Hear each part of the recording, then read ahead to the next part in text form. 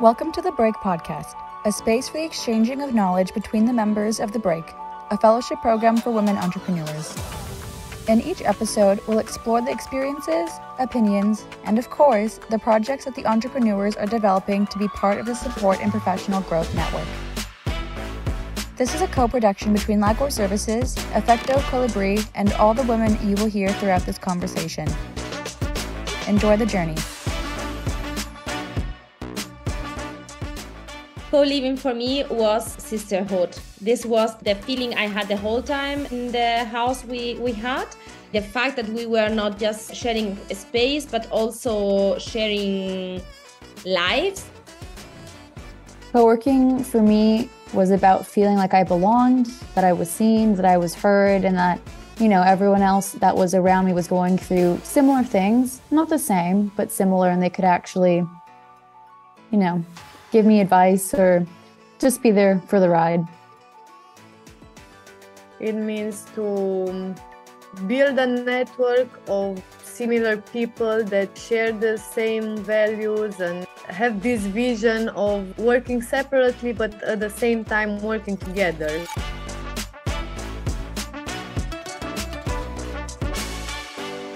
In this episode, we'll talk about co-living.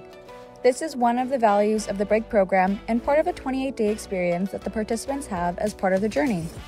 What's it like living with women you don't know in a remote area of Spain?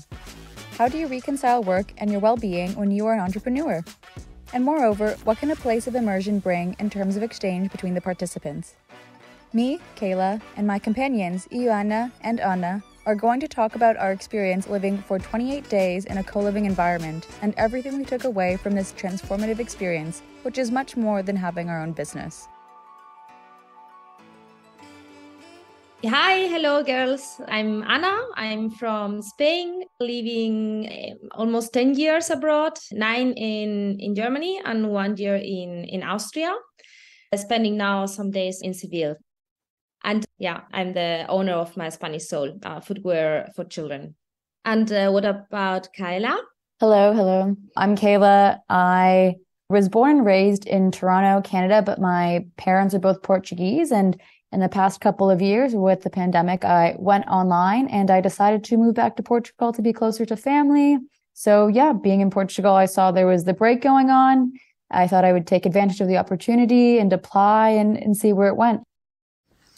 Hello, my name is Ioana and Mircea. I come from Sibiu, Romania, and my company is dedicated to online courses, trainings, and business coaching.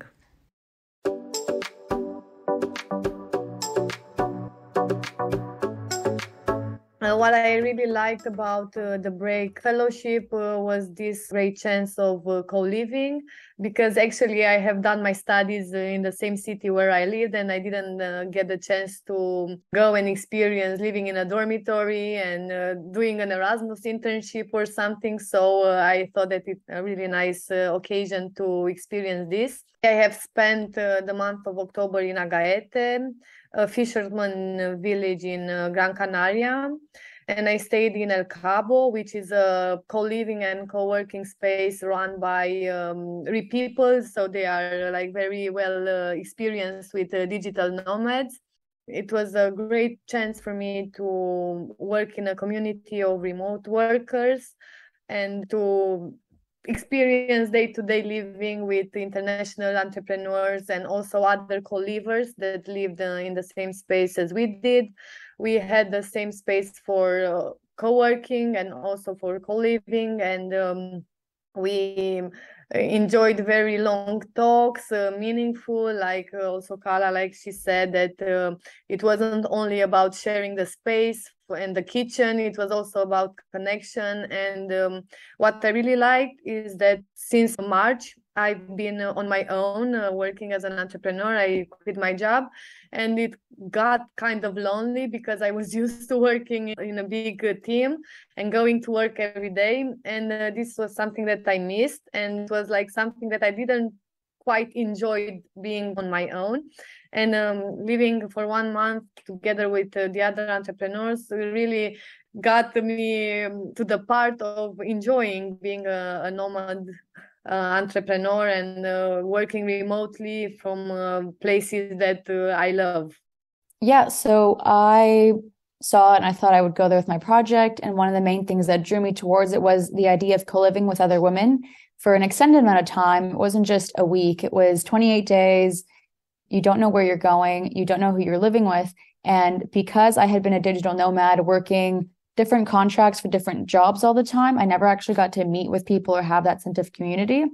So going there, the biggest draw to me was living with other women who I could actually talk to and who could actually understand what I was going through. And when I got there, it was definitely really challenging because the networking was just constant for those first 24 hours. And everyone is pitching the perfect pitch. No one really gets into the details of anything that they're doing because it's such a short amount of time. But then when you went to the communities, you kind of have to readjust who you're talking to and you actually get more comfortable. And by the end of it, the co-living for me was just a space about being honest and building genuine connections and problem solving. So co-living wasn't just about having people you had breakfast with or people you go to work with, but it was about actually getting comfortable and actually being able to share issues you had that others might have had as well.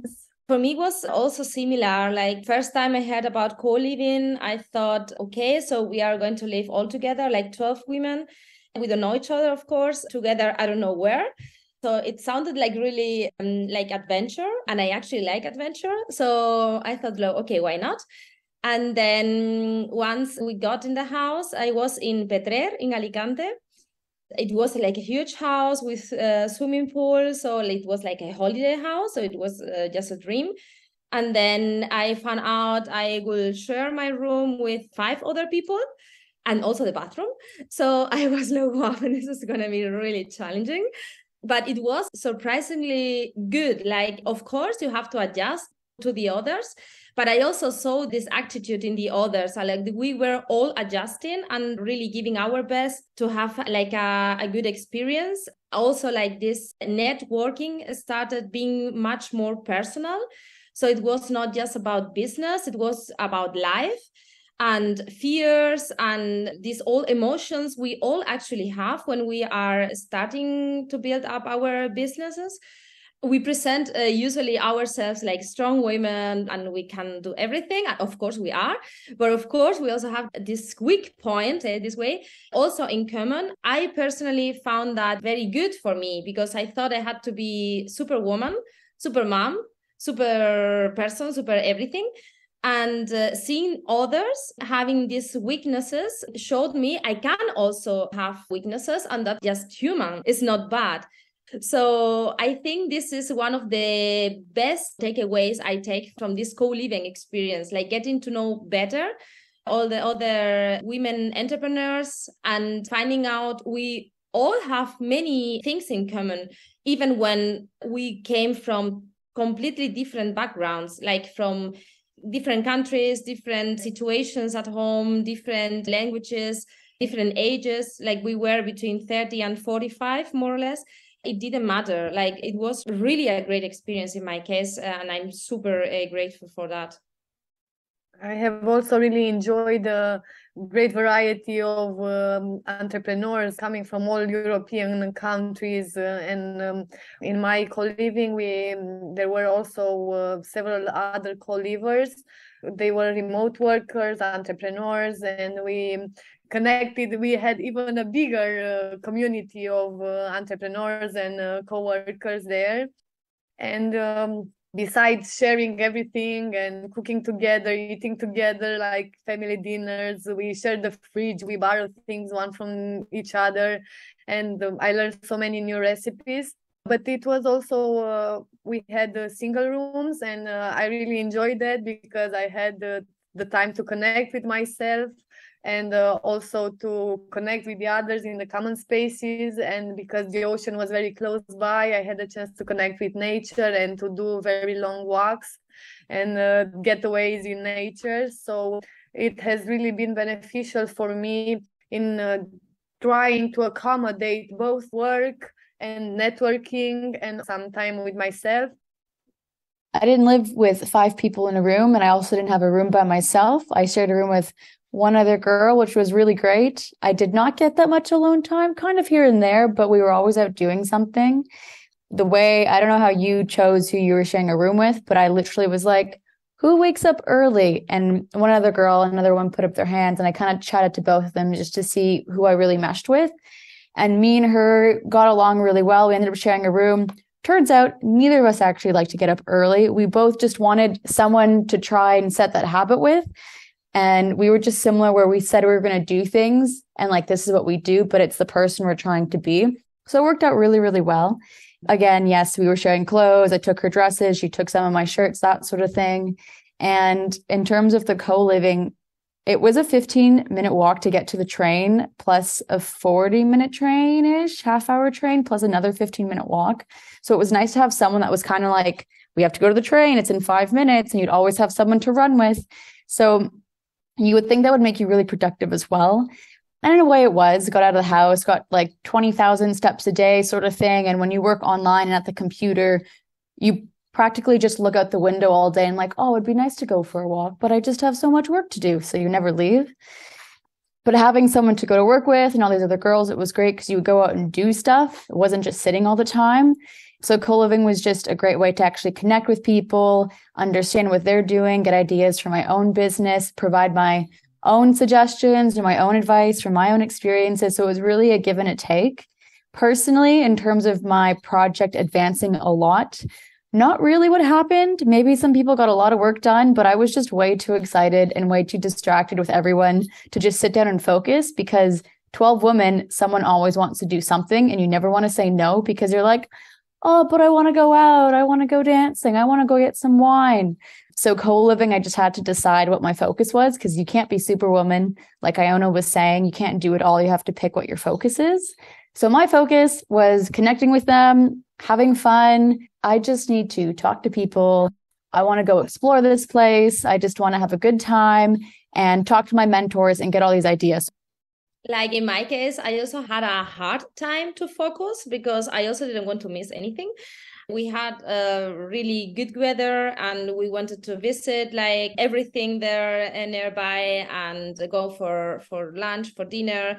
And like I did less than I thought in the beginning. Like I thought, okay, I will come to Spain and I will have 1 month. Like for me, for my project, I will focus so much and I will work like 8 hours a day and do this and that and all the things I didn't manage to do in the past. I will do them definitely this month, because it will be the perfect month for this. Of course, this was like 2 days after I arrived, I realized this is not going to happen. I was super busy just trying to find out which my co-livers were. I wanted to know more about their projects, about their lives, how did they end up doing what they are doing, and asking all the questions I always have in my head. So in this, I really relate to Ioana, saying she was happy like to share these all questions and thoughts she usually has to manage herself. And I also thought if I manage to build this community feeling with these 11 women for the rest of my life, this is actually a huge asset. These people know me, they also have like the same kind of interest like me, like entrepreneur, trying to make their lives sometimes a little complicated. And this is something I have been really missing since I am entrepreneur. I started like 3 years ago and I didn't find this group of women, focus on their own businesses and willing to do this exchange, knowledge or energy, whatever. So for me, it was like, okay, this is what I have been looking for actually since like long time. And I will not get distracted by my project too much because I really want to squeeze this moment with all these amazing women.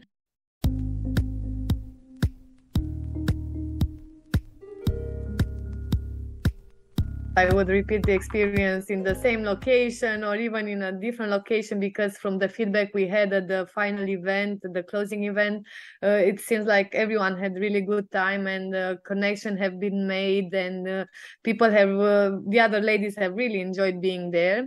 And in terms of connecting with local people, we had several meetings working on our local challenge. We have met with local entrepreneurs. We have visited some of them. They came and visited us in our co-living because we had an amazing rooftop, and they came there. And we also had the mayor from Agaete. She came and stayed with us in the focus groups, and we worked together in order to find the best way in which the local entrepreneurs can connect with each other and can find ways of collaborating together in a sustainable way, because like Gran Canaria and the Canary Islands, they are overpopulated by tourists, so they really need to find ways in how they can collaborate in a sustainable way while preserving their local traditions.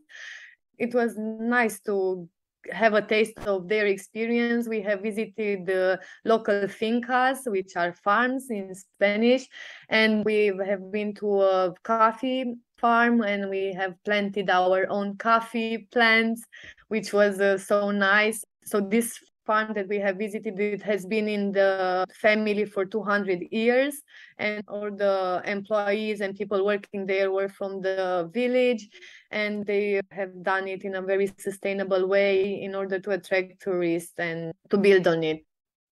So, and also what I have really liked is the Spanish people, they have siesta, they rest after after they work, and they even call it like Mediterranean yoga, and it was like an internal joke, let's do some Mediterranean yoga.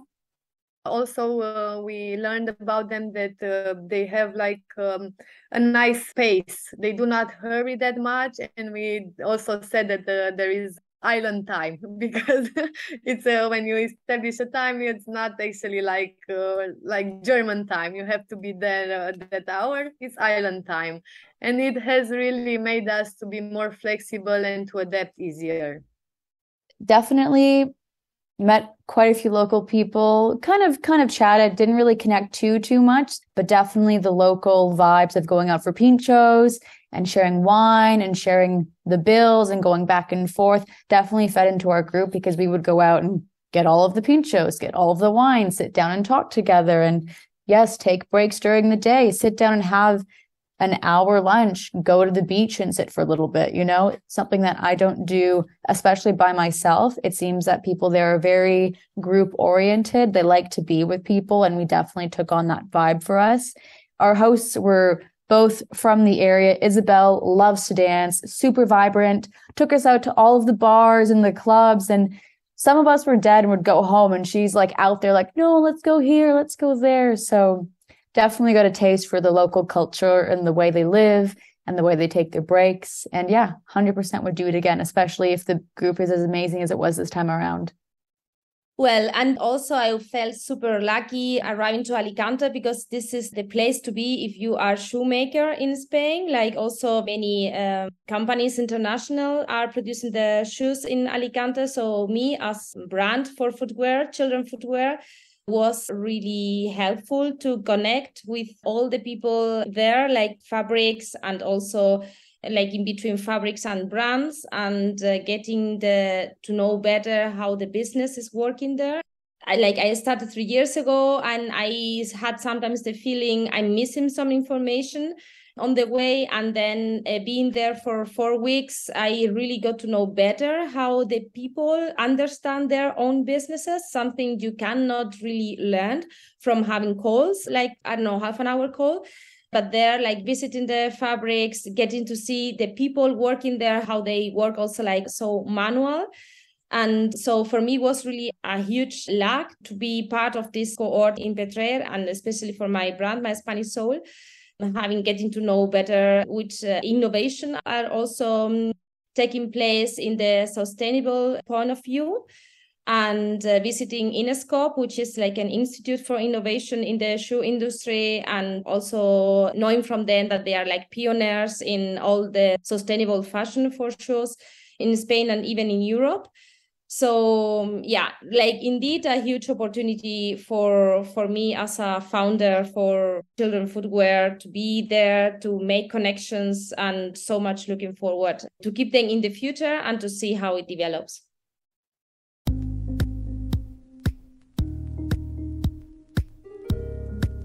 What got you started? You said you quit your job and you started on this new journey with the footwear. What made you decide to pivot in your careers?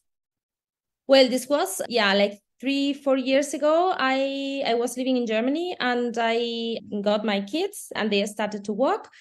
And then as a Spanish mom, I found very difficult to buy shoes for my children because either they were not looking that good for my point of view, or they were also very expensive. And I also realized the kind of shoes I liked, like more like Spanish style, like classic, and they were like made in Spain and for a Spanish market. So I was living in Hamburg, north of Germany, where it's cold, also like wet. So I found there should be something done as of these shoes with this classic design, but also with this more like protection for the weather somehow. So this was the start point for me to start looking for my own line for footwear for children, and that's how it developed. Like I went to Alicante. I was already producing in Alicante before this program, and I found a factory there who was willing to do what I was looking for, and I started selling online. And then the pandemic came, which was very good that I was selling online. And then, after the pandemic, I also started selling in shops like in Germany and also in Austria or in Portugal, like in different countries, like small shops, not a huge number of businesses, but always very focused in design and quality. So looking for this compromise between looking good, being comfortable, and giving a good quality, because something I have also learned and something I already was applying to my shoes is that the best thing you can do in footwear is buy good quality, so the children can use it and use it and use it again. And once they are too small, because they are growing, of course, then hopefully they were so used that they are broken. So you really everything from this piece of art, because it's really like handmade and really with wood materials. That's how I started. Did you do the designs yourself? Did you start designing or?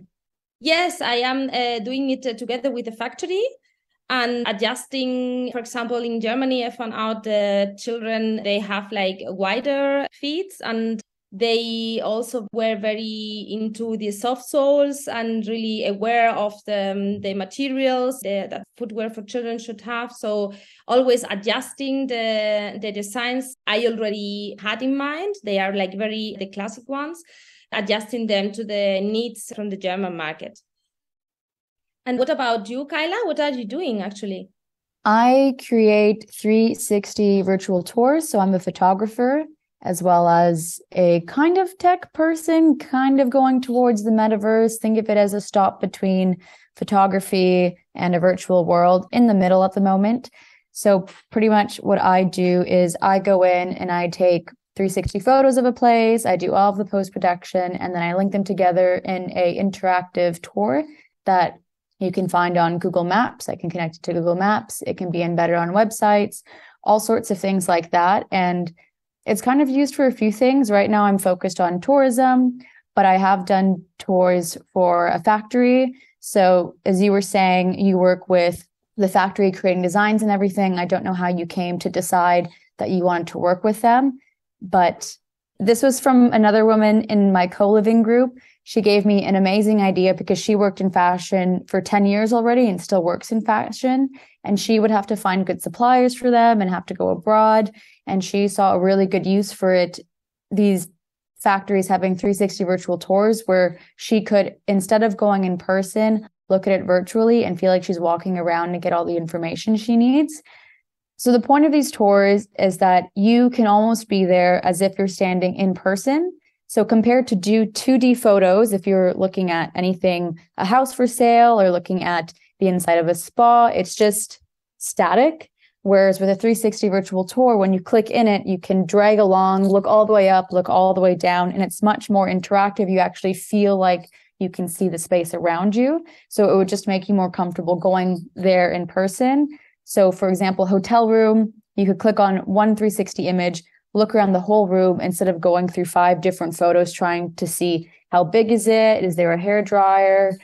Where is it located? Because you can embed a ton of information within it. So long story short, I do virtual tours for a variety of businesses. A lot of people don't understand by me just describing it. So anyone listening to this podcast might not really understand what it looks like, but if you Google it, hopefully you'll find some actual tours you can jump into and understand, because I will not do it justice with words. I wanted to ask you, Kayla, so who is your target group? Who can book your services? So I don't want to say anyone, because I know they say, oh, you can't pitch to anyone, da da da da da da. But I would have very different specific niche profiles depending on who I want to target first. So for example, factories, again, my best example is I did a 360 tour for a printing factory in New Zealand who have customers from all over East Asia. But New Zealand's borders were closed during the pandemic, so no one would come and visit to see the factory. They had no idea if it really existed. Sure, they can kind of see photos and everything, but it's not the same as going in person. So they wanted me to create this tour that they could just send out as a link, and their possible clients can look at it, go around, look at videos embedded in it. I used a drone to show where it was located, and it gave much more of an in-person feel than just photos. And they spent a ton of time being able to go through it. So now they don't have to come if they don't want to, but they still get the chance to kind of almost have that in-person feel. So that's where that started. Ioana, enough about me. What was it that your project was? What are you working on? I have 3 directions in which I go with my company.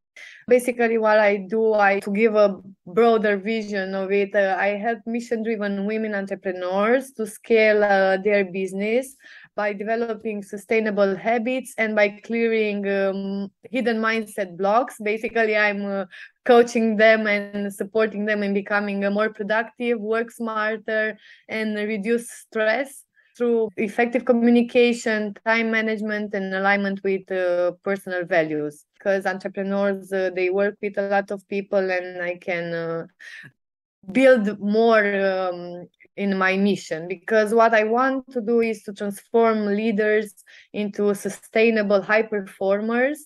This might sound a little bit like tricky, but actually what I'm doing with my clients and with the people that I work is we work on building balance in all areas of life.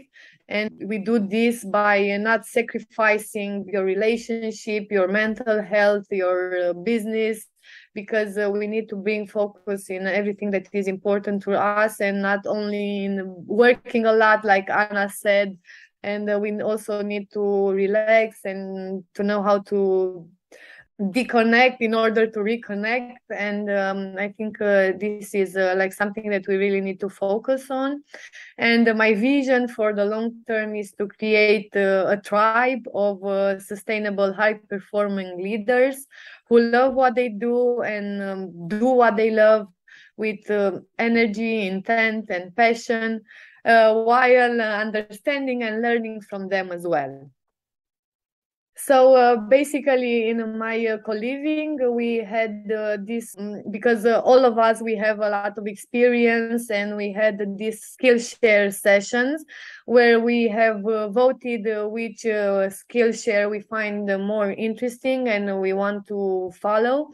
And I have given this skill share session dedicated to how to bring the design thinking model in building your daily habits.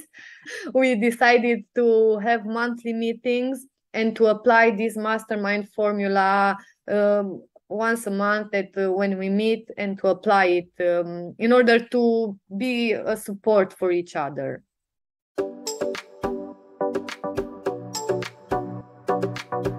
Okay, so Ana, how has co-living supported your project? This is the question. If you have benefited, I don't know, if you have seen any advantage in a direct way.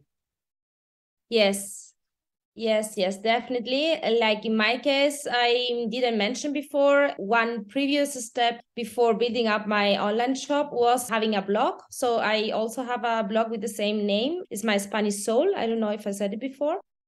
And I started this blog when I moved to Germany as a Spanish woman, having a newborn baby at home, and facing all the cultural shocks and, well, everything what maternity does to women. And then after this, I kept with the online shop, and being in the co-living was also very helpful for me in the way that, as I also mentioned before, many other people were giving me their insights, their point of views, and telling me, for example, I am really passionate about my blog. I really enjoy writing the blog and telling my experience also like an entrepreneur now. I also write the newsletter, but I also struggle with the time to do this because this is not my business. My business is the shop. And in this aspect, I was presenting to my colleagues, the other women living with me in the co-living. And it was super inspiring for me, like hearing all the opinions. They were always willing to give me also references, which is also sometimes a kind of problem for me, like a challenge to find other people who are like especially like other women being mothers and also like having an online shop and a blog, and how I know like the really big ones that everybody knows, but I don't know like someone in the middle, like how is she doing now her way, or how did she did it. A positive aspect of being together with so many women coming from different countries was that they could give me many references I didn't know before. And also they were all experts in some areas like creating content, who were also like really important for me to professionalize in a way my blog, and giving me ideas how could I monetize better in order to making it possible for me to spend more time in the blog, because of course I also need to monetize if I spend more time, otherwise I have to keep focusing on the shows. So this was definitely something very positive for me from the co-living. Did you have a similar experience, Kayla, in this way? Yeah, for co-living in terms of my project, it was definitely really good. So her name is Paulina, who I spoke to, worked in fashion, who gave me this kind of other perspective, because tourism can kind of be difficult to get into because there's so many photographers in it. A lot of people have already spent money on marketing. They don't really want to add it into what they're doing. They're kind of already there. Whereas for factories, she had never seen it before. She's seen a lot of presentations. And so she gave me this entirely different perspective that I had gotten from my other experiences in rental and other tourism places I've talked to, or restaurants. So in terms of the co-living spaces, it was great to brainstorm the possibilities, building my customer personas and all that sort of thing. So in general, again, I didn't do a ton of work or a ton of projects while I was there, but it was just talking to different people in my co-living space, how they grew their businesses, when they hired on more work, how I can possibly outsource different aspects of what I do. So in that way, the co-living gave me just a lot of future preparation, I would say, future plans I can put into place. So I have worked a little bit in the life patterns that I had. It kind of decreased my level of stress and anxiety, because, you know, when you work alone and you are your own referrals, so you do not have the chance to discuss with anyone. So I really enjoy this, other than being in my own space and working alone or doing my stuff. Whenever I got out of the room, I met with other people and I discussed a lot of things, and we have exchanged similar experiences or situation that we have encountered, and it was very, very nice to have this. It really helped me get a bigger and wider perspective.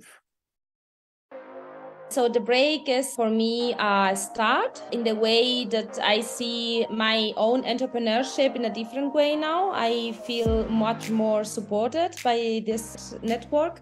I also see my business from a very different point of view. So I really have many ideas in order to develop my business and myself.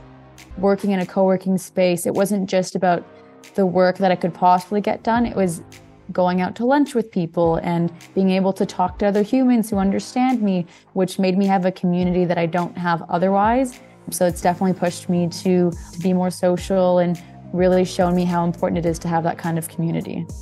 The connection that I have built, the supportive network of similar-minded women entrepreneurs, the feeling of being part of a community with shared values really makes me feel more confident, more European, and even more dedicated to become a successful entrepreneur.